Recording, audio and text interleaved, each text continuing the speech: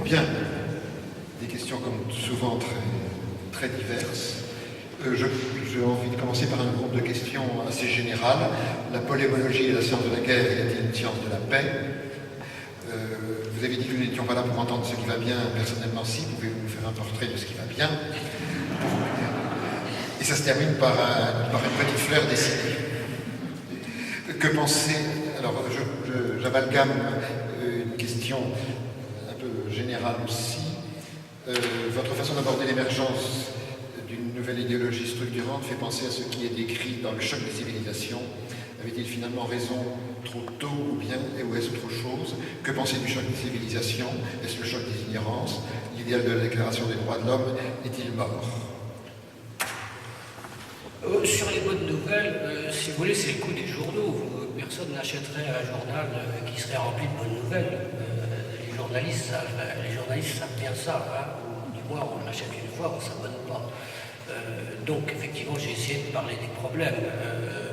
Si le monde va, et si nous sommes ici, c'est que quand même, il y a des choses qui marchent. Et en particulier sur l'Europe, évidemment, c'est plus excitant d'expliquer la crise européenne actuelle. On peut aussi rappeler que notre niveau de développement, notre niveau de richesse, notre niveau d'exigence morale et culturelle dans ce que nous faisons à l'extérieur, l'exportation de nos normes, comme on dit, hein, l'exportation de nos modes de vie, etc., c'est quelque chose d'extrêmement positif. Et j'ai dit que l'Europe, par exemple, avait été un modèle pour beaucoup d'espace. Vous n'imaginez pas, moi je me suis longtemps promené en Europe de l'Est, par exemple, vous n'imaginez pas psychologiquement, maintenant il s'habitue un peu, mais vous n'imaginez pas psychologiquement ce que dans les années 90, Schengen pouvait vouloir dire pour un Hongrois, pour un Russe ou pour un Balte. Je veux dire, l'idée qu'on pouvait passer d'un pays à l'autre sans sortir le moindre papier était quelque chose, alors que, vous savez, en URSS et même dans la Russie actuelle, il faut un passeport pour habiter à Moscou si vous êtes né à Saint-Pétersbourg, c'est la fameuse propiska russe. Je veux dire, c'est quelque chose qu'on n'imagine pas, on n'imagine pas l'espérance que ça a fait. Bon, donc il y a des choses qui vont bien. Sur la polémologie, c'est une discipline qui avait été fondée par un professeur au Collège de France, un grand sociologue, Gaston Coutoul, qui essayait de décrire une sociologie de la guerre. Pourquoi est-ce qu'il y avait de la guerre en dehors de la méchanceté humaine, qui essayait de décrire un certain nombre de facteurs objectifs de la guerre, le rapport des générations, la démographie, etc. Alors, est-ce qu'il y a une science de la paix? Il y a une discipline qui s'appelle l'irénologie, qui a eu son moment de gloire dans les années 70 et 80, et qui a disparu, je pense, avec ses fondateurs, comme d'ailleurs un peu la polémologie.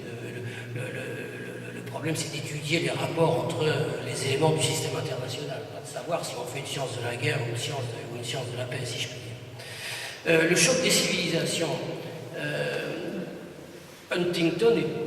Samuel Huntington, qui est l'inventeur de ce concept, est tout sauf un imbécile ou un provocateur. C'est un très grand intellectuel, très intelligent, etc.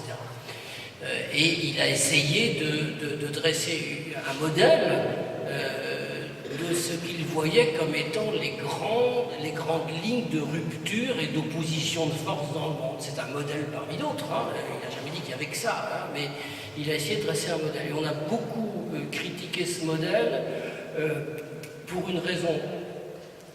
des tas de raisons, et pour une raison très simple, qui est que parler de choc des civilisations, ça présuppose d'identifier des civilisations. Et d'identifier des civilisations comme étant des objets finis et des objets qui ne bougent pas. Bon. Deuxièmement, il faut bien savoir quel mot on emploie et pas confondre, par exemple, culture et civilisation. Et pour ne faire aucune allusion, dire qu'il y a des civilisations supérieures aux autres, ça n'est pas la même chose que de dire qu'il y a des cultures supérieures aux autres. C'est pas du tout la même chose.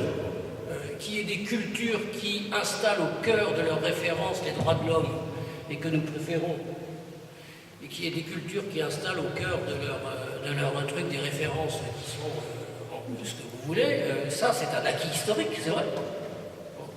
Prétendre que ce sont des civilisations, c'est quelque chose de complètement différent. Quelque chose de complètement différent. Mais je veux dire, moi je suis prêt à dire qu'il y a des cultures que je préfère à d'autres. Maintenant, les civilisations, d'abord, c'est quelque chose d'extrêmement compliqué à définir, hein, parce que la civilisation, c'est à la fois un système de pensée, un système de production artistique, un système de relations avec les autres civilisations, etc. Pouvoir dire qu'une civilisation aussi complexement définie est supérieure à une autre, moi, je veux dire, ça n'a absolument aucun sens. Ça n'a littéralement aucun sens. Littéralement aucun sens. Et ça suppose, comme Huntington, que ces civilisations soient des objets fermés, nés variétures. Or, tout historien, il n'y a pas besoin d'être un historien pour savoir que la vie des civilisations est une vie d'échange, bien entendu. Hein, l'Union soviétique, c'est pas une civilisation. C'est un pays qui mettait des frontières. Mais les civilisations, ce sont des ensembles humains qui se nourrissent l'une de l'autre, même quand elles ne veulent pas. Hein, même quand elles ne veulent pas. Bon. Donc, ce qu'on avait beaucoup reproché à Huntington, c'était de prendre les civilisations comme des cristallisations qui n'étaient pas susceptibles d'évolution, et puis de dresser son modèle là-dessus. Bon. Alors, est-ce que ça veut dire qu'il n'y a pas des entités ou des gens qui ont intérêt ou qui veulent présenter les conflits internationaux selon un modèle interculturel? Ça, c'est autre chose. Je pense qu'il y a des gens qui... je pense que Oussama Ben Laden, par exemple, fonctionnait sur un modèle de choc des cultures. Évidemment. Je pense qu'un certain nombre de néoconservateurs américains fonctionnaient d'une manière un petit peu plus distinguée, mais fonctionnaient néanmoins sur un modèle de choc des cultures aussi. Il y a un deuxième lot de questions qui sont plutôt sur le côté négatif. Qu'entendez-vous par nouvelle peur? Pourquoi les peuples, deuxième question, sont-ils toujours aussi vite manipulables, d'où le risque d'émergence de nouvelles dictatures? Écoutez, la dernière question, c'est un des grands mystères de l'histoire. Je ne sais pas. Je ne sais pas. Les peuples, comme disait Marx, parce que cette phrase est souvent attribuée à Raymond Aron, mais elle est de Marx, les hommes font l'histoire, mais ils ne savent pas l'histoire qu'ils font. Et de temps en temps, les hommes font l'histoire, effectivement. Les révolutions arabes en sont un bon exemple.